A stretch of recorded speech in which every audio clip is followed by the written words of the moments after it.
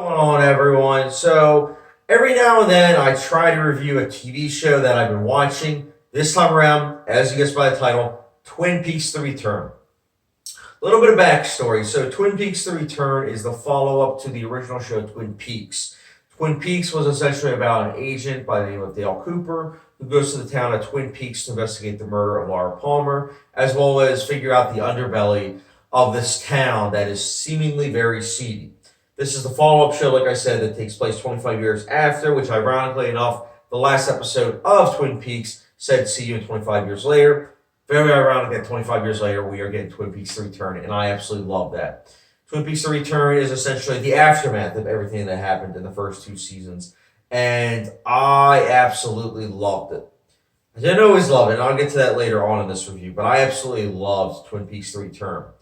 For one, this is David Lynch unhinged. In the first two seasons of Twin Peaks, he was hampered by ABC. I hate ABC. Well, not hate, but I really dislike them.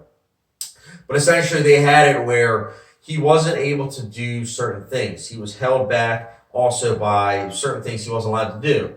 It was a type of situation where an artist wasn't able to fully express themselves. And I'm not about that. I don't like when they're not able to, especially when you've seen other works of David Lynch and you're like, he's a great director, but I kind of feel like he's hampered by being held back. But Twin Peaks The Return, he is not held back. He is doing 18 episodes of essentially being able to do whatever he wants. This is experimental art house filmmaking at its finest, and I absolutely dug it. 18 episodes, you could almost argue that it could have been like 13, 14, maybe even less. But I like the fact that he took his time with it. You know, the pacing is very methodical and very, you could argue, glacial, but at the same time, it's so worth it because you're taking in every single scene. As the filmmaking is progressing, you're just kind of realizing every single scene is important in some way or another.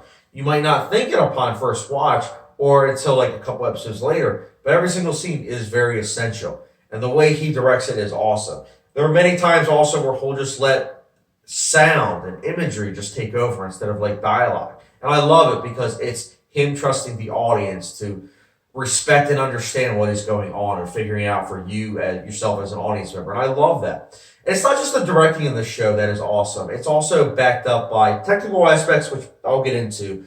But you have writing, as I already mentioned, which is kind of interwoven with the directing because David Lynch also wrote the screenplays along with Mark Frost. So it makes sense as to why they're kind of in tune with each other. However, I also wanted to give a shout out to the acting. Tom McLaughlin is amazing in the role of Agent Cooper. He was great in the first two seasons, but in this, he is, oh my goodness. With what they do with the character of Agent Cooper, and again, I don't want to spoil anything in case you haven't seen it, but with what they do with his character and possibly another character of his is incredible. I absolutely loved it. Naomi Watts is also in this. David Lynch is in this, which was awesome. I love him. He's like, Cooper! Like, he just is so very loud, and I absolutely love it because it's like the opposite. Like, when you watch interviews of David Lynch, he's like very like slow, not slow, but like he's methodical with his words and everything. But in this show, he's like really loud, and I love it. You also have like Tim Roth's in this, Laura Dern. There are a lot of small characters and small actors that end up being in the show, and they make for a very enthralling viewing because when you have strong acting, strong writing, and directing, it makes for an enthralling experience.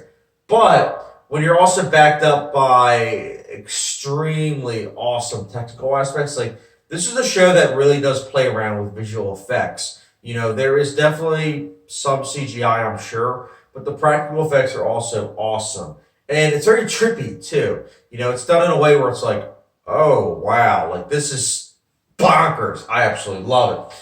Score is also top-notch. Angela Badalamenti, I think I'm saying that wrong, but whatever. She's incredible. You have, obviously, the great theme song that was in the original Twin Peaks that shows up for Twin Peaks The Return. But there's also experimentation done with the music, especially in Episode 8.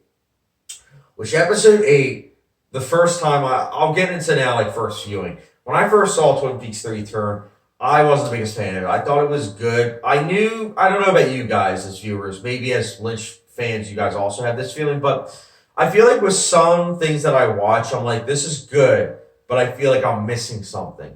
And I need to rewatch it over time, not like necessarily something right away.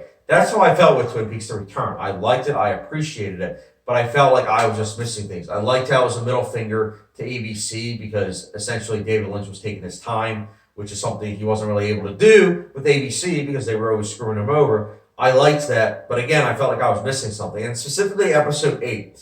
Episode 8 is the famous atomic bomb episode. And with that episode, after that episode, it's completely different from any other episode up to that point, and then they give you a 2-week break. So watching it the first time, I was frustrated because I was like, I have no clue what I just saw, and I have to wait 2 weeks. But because I not binge watched, I took my time, but I watched episode 8 and then 9 right after, I was able to really respect episode 8 this time and say what other people would say, that it is probably one of the best episodes of TV. They're not wrong. It's like Stanley Kubrick's 2001: A Space Odyssey meets like A24 filmmaking meets like, I don't know, The Seventh Seal. It's awesome. But here's the thing also. I don't just think that this show works because of all that, with all the technical aspects and the experimentation. I think it's the fact that you feel so satisfied. After watching this, you only need to watch Twin Peaks the first 2 seasons like one time. Twin Peaks: The Return is a culmination of essentially subverting your expectations and going with not giving you what the easy way would give you. You know, this is a show that, and there's a great video by the show called The Take.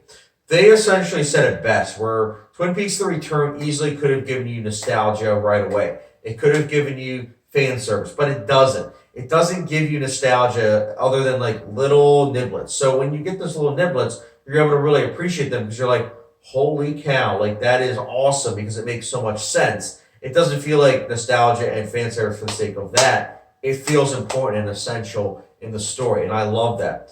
It doesn't just work because of that holding back. It works because with the final episode, it's like a gut punch. It's like the equivalent of the second season cliffhanger. It's a gut punch that works, and you don't need another season. You don't. It holds up on its own. I've heard talks that there might be another season, and I'd be okay with that. But at the same time, I do think Twin Peaks: The Return works on its own. And I think as far as flaws go, I can't really find any. Like upon rewatching, it's a great show. It's easily one of my favorite now. I think it's the peak of experimental and art house entertainment. I think that David Lynch, what he did for TV was incredible. I know this isn't for everyone, and I think that's part of what makes it so enthralling for me, is that it's so special. You know, you can't really explain Twin Peaks: The Return. I've had so many people ask me, how do you explain it? And I literally just say, well, it's like A24 movies meets like Ingrid Bergman movies meets like classic Lynch. It's hard to explain, but that's part of the fun in it. It's a very serious show that when it does get comedic, it works. But for the most part, the seriousness, it really is awesome. And I love the bleak nature of it. I also just love this town, and I love how it kind of expanded. And in expanding, it really did work. This is top-notch TV. This is one of my favorite TV shows right now. And that's why Twin Peaks: The Return gets a 5 out of 5 star rating from me. Which, there's like a hot sauce rating, gets the good old ghost pepper rating. As you guys know, I do not give this out too often, and that's why it is especially special that Twin Peaks: The Return is getting it. So, yeah, I would highly recommend Twin Peaks: The Return. Not necessarily everyone. If you do not like shows or movies that are focusing on essentially mood, atmosphere, and visual flourishes, you might not necessarily like this show. And I say movie at first because this is essentially an 18-hour movie. And I love it. I dig it. So, guys, that's my thoughts on Twin Peaks: The Return. Spoiler-free, of course. What did you think of the show? Let me know your thoughts in the comment section below, as well as your favorite episode. Mine is probably, it's either episode 8, 16. Actually, I don't know, because the first 4 episodes might be, like, I look at it as one, because it came out all in one lump sum, like, when it first came out. I love that. I love episode 8, 16, 18. But I also love all those other episodes in between, especially with Dougie, which if you've seen the show, you know what I'm talking about. I love it.